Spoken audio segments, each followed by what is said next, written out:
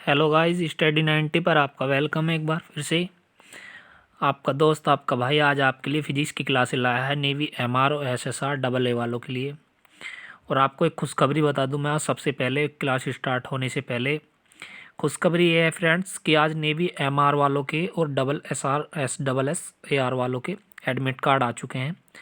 आप जा कर के अपना एडमिट कार्ड डाउनलोड कर सकते हैं। ठीक है गाइस। यूपी वालों की जो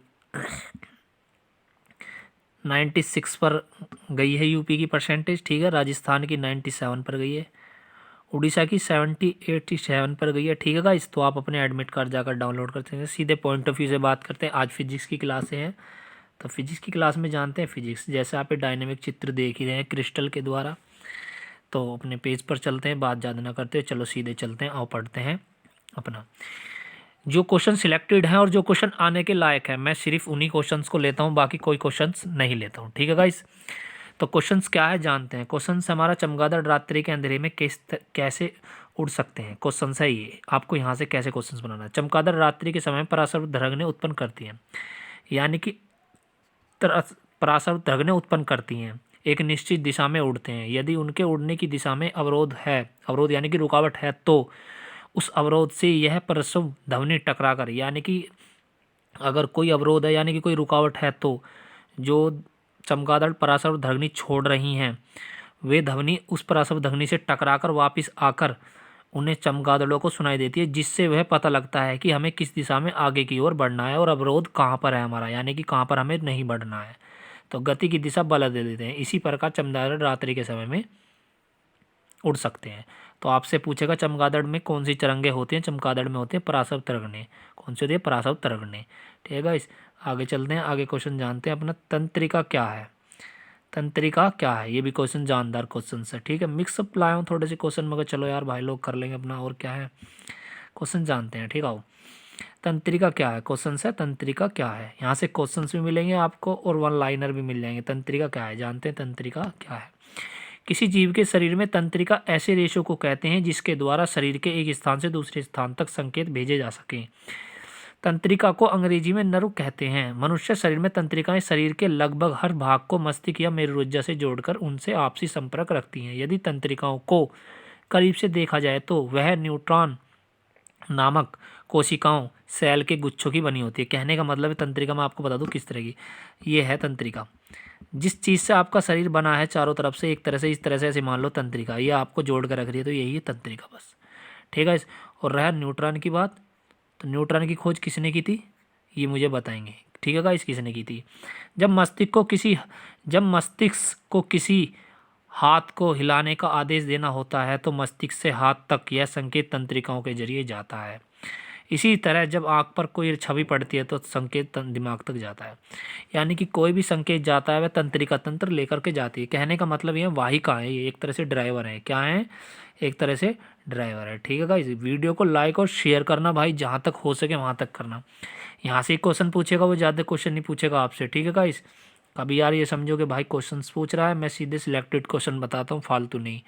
नेक्स्ट क्वेश्चन जानते हैं। नेक्स्ट हमारा क्या है पीडीएफ से। गरिष्ठ भोजन के सेवन के पश्चात नींद को आ जाती है। गरिष्ठ यानी कि अच्छे भोजन के पश्चात, भारी भोजन के पश्चात हमें नींद क्यों आ जाती है। यहाँ से आपको बहुत अच्छी समरी मिलेगी। समरी के साथ साथ क्वेश्चन भी पुटअप करने के लिए मिलेंगे, ठीक है गाइस। तो जानते हैं समरी। प्रति भोज, विवाह या बर्थडे पार्टी व अन्य समारोह पर हम गरिष्ठ भोजन लेते हैं। कहने का मतलब हम शादी पार्टी में जाते हैं, गरिष्ठ भोजन है वह कैडा चटपटे मसाले वाला भोजन लेते हैं, जिससे वसा, चिकनाई व शक्करा की मात्रा अधिक हो जाती है। जिससे हमारे शरीर में वसा और चिकनाई की मात्रा, शक्करा, ग्लूकोज की मात्रा अधिक हो जाती है, जिसके सेवन के बाद हमें नींद आने लगती है। क्योंकि नींद आने के लिए हमारे मस्तिष्क का हाइपोथैलेमस, यानी कि जो हमारे मस्तिष्क में सबसे बड़ी मेन जड़ है वो है सिर पर हाइपोथैलेमस, उत्तरदायी होता है। जब यह हमारी पेशियों को आराम करने का आदेश देता है, और यही है हमारी पेशियों को, मतलब शरीर को आराम करने का आदेश देता है, तो हमें नींद आ जाती है या सुस्ती का आभास होने लगता है। जैसे जैसे मांसपेशियां आराम की स्थिति में आती हैं और हमारी पलकें भारी होने लगती हैं, ठीक है, इस ध्यान से समझते रहना भाई। हमारी पलकें भारी होने लगती हैं। गरिष्ठ भोजन यानी कि ज़्यादा तक भारी भोजन करने की स्थिति में हाइपोथैलेमस में मिलेटोनिन नामक प्रोटीन कम मात्रा में बनता है। मेलेटोनिन नामक मात्रा कम बनता है। साथ ही रक्त ट्यूब की सप्लाई अमाशय व आंतों में अधिक करने लगती है, जिससे कि सप्लाई मस्तिष्क से पूरी नहीं हो पाती तथा मस्तिष्क थकान व अनुभव करने लगता है और इससे हमें नींद आ जाती है। कहने का मतलब ये है कि जब आप अच्छा खाना खा लेते हो तो आपका जो रक्त है वो ज़्यादा सप्लाई होने लगता है आमाशय यानी कि पेट में और आंतों तक, जिसके कारण आपके हाइपोथैलेमस तक खून नहीं पहुंच पाता। जब हाइपोथैलेमस के पास खून नहीं पहुंच पाएगा, जब आप ज़्यादा खाना खा लोगे तो वह सुस्त होने लगेगा और जिसके कारण आपको नींद आती है। सिंपल सा कारण है दोस्त, ठीक है ना। अगला क्वेश्चन जानते हैं। अगला क्वेश्चन क्या है? एक ही जगह गोल घूमने के बाद रुक जाने पर चक्कर क्यों आ जाते हैं? ये भी जानते हैं। एक ही जगह पर रुक जाने के बाद चक्कर क्यों आते हैं? हमारे शरीर का संतुलन बनाए रखने के लिए अंतःकरण के भीतरी हिस्से में 3 अर्धवर्ताकार नलिकाएं होती हैं। कहने का मतलब सुनो, हमारे शरीर में जो कान है, सबसे बड़ी बात यह हमारे शरीर का संतुलन बनाने के लिए एक कर्ण जो लिखा हुआ है संस्कृत में तत्सम है ये, तो हमारे शरीर में संतुलन बनाने के लिए कान सबसे उत्तरदायी हैं, जिनके अंदर 3 हड्डियां होती हैं, 3 छोटे में 3 इधर में, ठीक है। यही लिख रहा है। इनकी दीवारों पर सूक्ष्म रोम होते हैं। इनकी दीवारों पर सूक्ष्म मतलब मतलब अनदेखा, जिसे ना देखा जा सके, जिसे किसी मशीन की सहायता से देखा जा सके, वो सूक्ष्मदर्शी। इन नलिकाओं में द्रव भरा होता है, यानी कि एक लिक्विड भरा होता है, ठीक है। अवस्था में द्रव स्थिर रहता है और वहीं रहता है, किंतु गोल गोल घूमने पर यह द्रव भी गति करने लगता है और जब आप घूमते हो तो यह द्रव्य जो आपके कान में भरा हुआ है, जिसे आप मैल कहते हैं, वो भी घूमने लगता है और सूक्ष्म रोगों द्वारा यह आवेश तंत्रिकाओं द्वारा मस्तिष्क तक पहुंच जाता है और घूमते घूमते घूमते घूमते तंत्रिकाओं से होते हुए तंत्रिका इसे मस्तिष्क तक ले जाती है, आपके हाइपोथैलेमस यानी कि परामस्तिष्क, यानी कि आगे वाले दिमाग को परामस्तिष्क कहते हैं, जिससे रुकने के बाद भी कुछ समय तक गतिशील रहता है। इसीलिए ऐसा लगता है कि जैसे चक्कर आ रहे हैं। तो समझ में आई आज की बात? यही थी बात वो। अगला नेक्स्ट जानते हैं। जब जलती हुई मोमबत्ती को हवा के एक सीमित दायरे में बंद कर दिया जाता है तो क्या होता है? ठीक है, तो जानते हैं क्या होता है। जब जलती हुई मोमबत्ती को हवा के एक सीमित दायरे में बंद कर दिया जाता है तो उसके शुद्ध ताज़ी हवा नहीं मिल पाती। सीमित दायरे में जितनी ऑक्सीजन होती है तब तक वह जलती रहती है। जैसे ही ऑक्सीजन समाप्त होती है मोमबत्ती बुझ जाती है, क्योंकि जलने के लिए ऑक्सीजन की आवश्यकता है, ठीक है गाइस। तो मोमबत्ती की अगला नेक्स्ट जानते हैं हमने अपना अगला क्वेश्चन से जानते हैं नेक्स्ट। घरों में कमरों की छत के निकट, यानी कि घरों में हर कमरों के अंदर छत के थोड़ी नीचे हर कमरे के अंदर रोशनदान क्यों लगाए जाते हैं? इसका भी रीजन जानते हैं। आओ चलो जानते हैं, ठीक है गाइस। इसका रीजन पहले ये जान लो, ये मैंने क्रिस्टल बोल लिया है आपके लिए, ठीक है। तो आओ जानते हैं क्या कारण है कि वो गाइज आगे है। इसका क्वेश्चन मैं आगे बताऊंगा, अभी आपका वो क्वेश्चन छूट गया है, इसकी पीडीएफ नहीं बन पाई थी। क्या कारण है कि ग्रेफाइट मुलायम होता है जबकि हीरा कठोर होता है? तो आप मुझे बताना, बाकी मैं आपको समझा रहा हूँ, कोई आपकी राय है तो इसमें।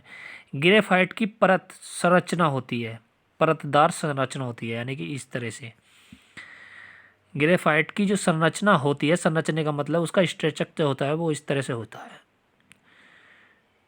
ठीक है गाइस। किस तरह से होता है? इस तरह से होता है। प्रत्येक कार्बन परमाणु अन्य 3 कार्बन परमाणुओं से जुड़कर षटकोणीय, ठीक है गाइस, षटकोणीय बनाता है। ऐसी वल्य यानी कि घुमाऊ संरचनाएं आपस में मिलकर एक परत संरचना का निर्माण करती है, इसी ग्रेफाइट कहते हैं, ठीक है। यही बात थी इसकी, ये संरचना बन रही है ये वाली।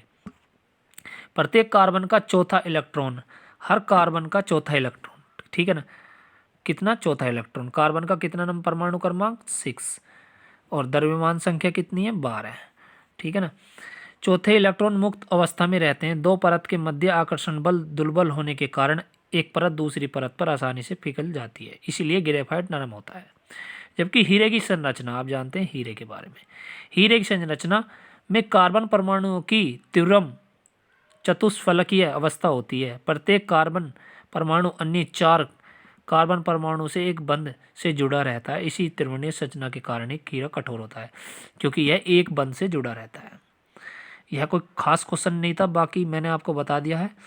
नेक्स्ट क्वेश्चन जानते हैं। ये क्वेश्चन ठीक है। ऊंचाई पर ऑक्सीजन की कमी होती है, फिर भी पहाड़ों पर रहने वाले व्यक्ति बड़ी सक्रियता से अपने जीवन की गति या विधियां कैसे कर रहे हैं? यानी कहने का मतलब ये है कि फिर भी वो कैसे रह रहे हैं, कैसे रह रहे हैं जानते हैं भाई, कैसे रह रहे हैं भाई, आ जाओ।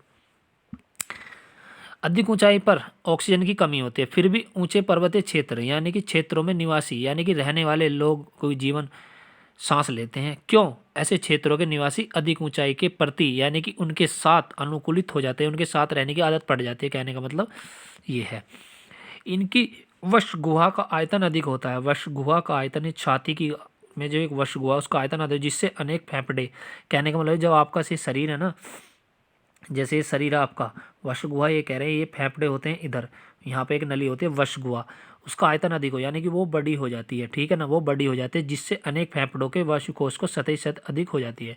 इसके बड़े होने से फेफड़ों को अधिक हवा मिलती है और ज़्यादा मिलती है, तथा ऊतकों के मध्य अपेक्षाकृत अधिक संघन कोशिकाएं जलाल होती हैं। परिश्रम करने से उनकी पेशियों में कम केशिका किण्वन होता है और नाइट्रिक एसिड की मात्रा कम बनती है। इन्हें श्रम से होने वाली थकान को दूर करने के लिए कम ऑक्सीजन की आवश्यकता होती है। यही कारण था। नेक्स्ट क्वेश्चन जानते हैं। नेक्स्ट क्वेश्चन अपना क्या है? नेक्स्ट क्वेश्चन अपना,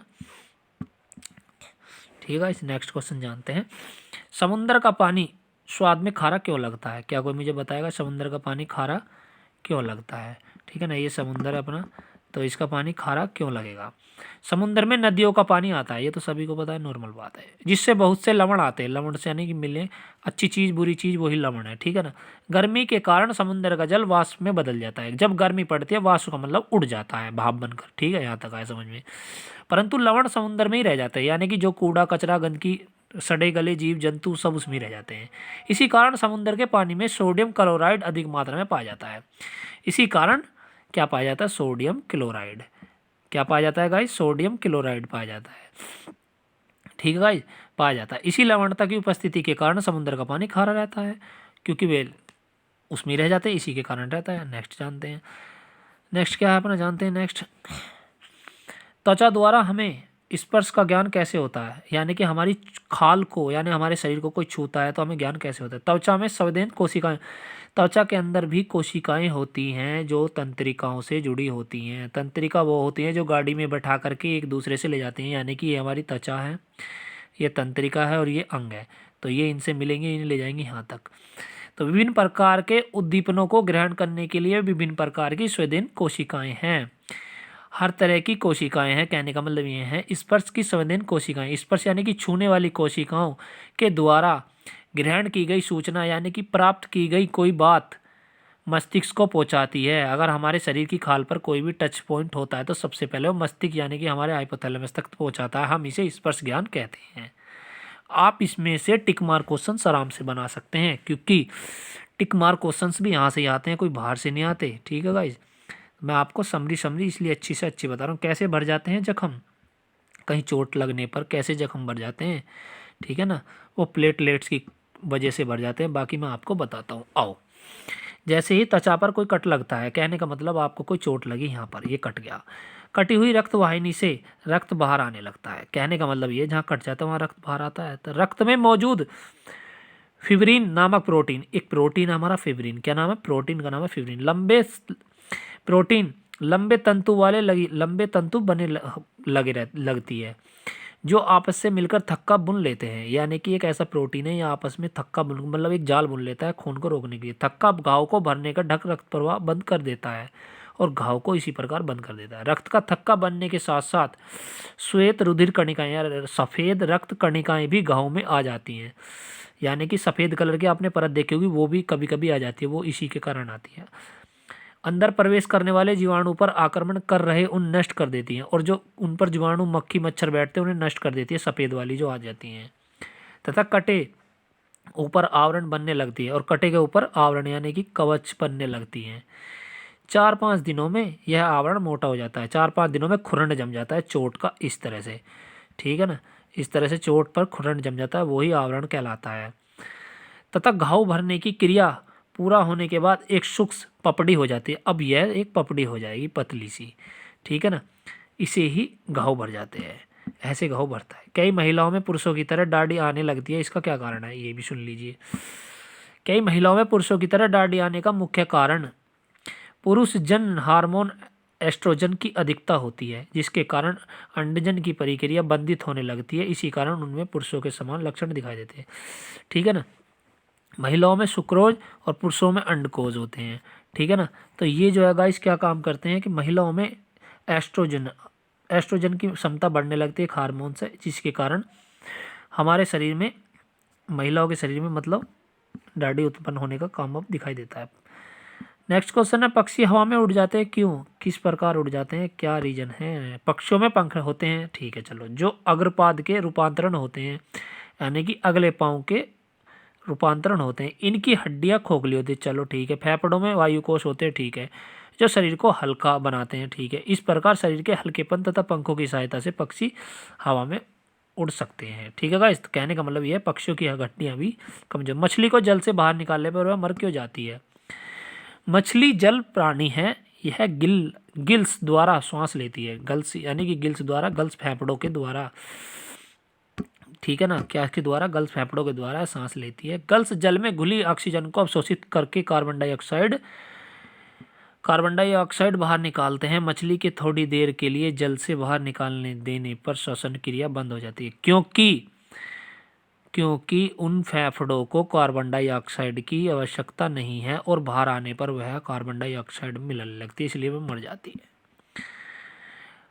खटाई डालने पर दूध क्यों फट जाता है, क्या इसका रीजन। दूध में जल, वसा, कार्बोहाइड्रेट तथा अकार्बनिक लवण होते हैं, ये बात ठीक है।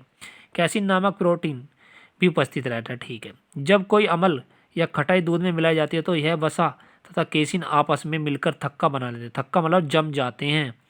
जहाँ केसिन नामक प्रोटीन और अम्ल होगा वहाँ जमेगा ही जमेगा, चाहे वो कुछ भी हो, अगर उसमें कुछ मिलाओगे तो खट्टी वो भी।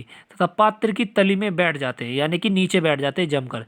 जल, कार्बोहाइड्रेट व लवण रूप तैरते रहते हैं। जल और कार्बोहाइड्रेट जो है वो लवण के रूप में तैरते रहते हैं ऊपर। इस क्रिया को हम दूध का फटना कहते हैं, दूध ऐसे फटता है।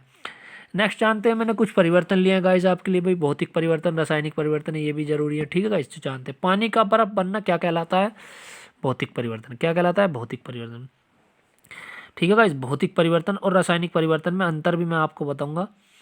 भौतिक परिवर्तन वो है कि आप एक काम जो कर दिया फिर वो वापस अपनी अवस्था में नहीं आ सकता। जैसे मैं बताता हूँ, पानी का बर्फ बनना क्या कहलाता है, भौतिक परिवर्तन। यानी कि पानी से बर्फ बन सकती है, हाँ ठीक है, तो फिर बर्फ से भी पानी वापस आ सकता है। तो पानी में चीनी का घुलना कौन सा परिवर्तन कहलाता है, भौतिक परिवर्तन। कौन सा कहलाता है, भौतिक। अब जानते हैं, अब आप आगे आगे समझेंगे। पेट्रोल का वाष्पीकरण होना कौन सा है, रासायनिक परिवर्तन, क्योंकि वो आ नहीं सकता वापसी। क्या आ सकता है वापसी, नहीं आने का वापसी। बिजली का चमकना कौन सा परिवर्तन है, रासायनिक, क्योंकि बिजली जो चमक गई क्या फिर दोबारा से क्या हो सकता है, कुछ नहीं। भोजन का पाचन होना कौन सा, रासायनिक, क्योंकि एक बार भोजन पाचन हो गया क्या वापसी आपके मल गुदा द्वार से वापसी आमाशय पेट या ग्रसनी तक होकर के वापसी आएगा, तो नहीं होने का ना, तो ये बात है। मोमबत्ती का जलना कौन सा परिवर्तन है, मोमबत्ती का जलना क्या परिवर्तन है, भौतिक परिवर्तन है, क्योंकि वापस भी मोमबत्ती को दोबारा से मिलाकर बनाया जाता है। बनाया जा भी सकता है और नहीं भी बनाया जा सकता है, इसलिए हम भौतिक से परिवर्तन दोनों में है। तो इस क्वेश्चन को आप रखना, मोमबत्ती का कौन सा परिवर्तन है, मोमबत्ती कौन सा परिवर्तन है, तो भौतिक परिवर्तन ज़्यादा रहे अगर भौतिक दिया। रासायनिक परिवर्तन कौन सा है, लोहे पर जंग लगना। कौन सा है, लोहे पर जंग लगना, ठीक है गाइस। लोहे में जंग लगना कौन सा परिवर्तन है, रासायनिक परिवर्तन है। गिलास का टूटना कौन सा परिवर्तन है, गिलास का टूटना भौतिक परिवर्तन, दोबारा भी जुड़ सकता है। जंग लगना कौन सा परिवर्तन है, रासायनिक, नहीं जुड़ सकता। प्रकाश संश्लेषण कौन सा, रासायनिक, क्योंकि एक बार प्रकाश आ गया क्या वापसी जाएगा, फिर वापस ही नहीं जाएगा ना। तो नेक्स्ट जानते हैं अपना क्वेश्चन। नेक्स्ट क्या हमारा क्वेश्चन, नेक्स्ट है बल्ब का जलना कौन सा परिवर्तन है, भौतिक परिवर्तन है यार, बंद भी हो सकता है दोबारा भी जल सकता है। कागज का जलना रासायनिक, एक बार जल गया तो चूरा है, फिर वापस हो सकता है, नहीं हो सकता। बर्फ का पिघलना कौन सा, भौतिक परिवर्तन है यार, हो सकता है ना। लकड़ी का जलना नहीं हो सकता, एक बार जल गई क्या कोई लकड़ी हो जाएगा। तो गाइज यही आपके लिए आज का मेरा मेटल्स था जो मैंने आपको बताया, ठीक है गाइज। ये जो भाई आप इसे PDF जैसे भी चाहो ऐसे बना लेना, ठीक है गाइज। तो थैंक यू गाइज, तुम्हारा भाई तुम्हारे लिए वेलकम है, थैंक यू गाइज।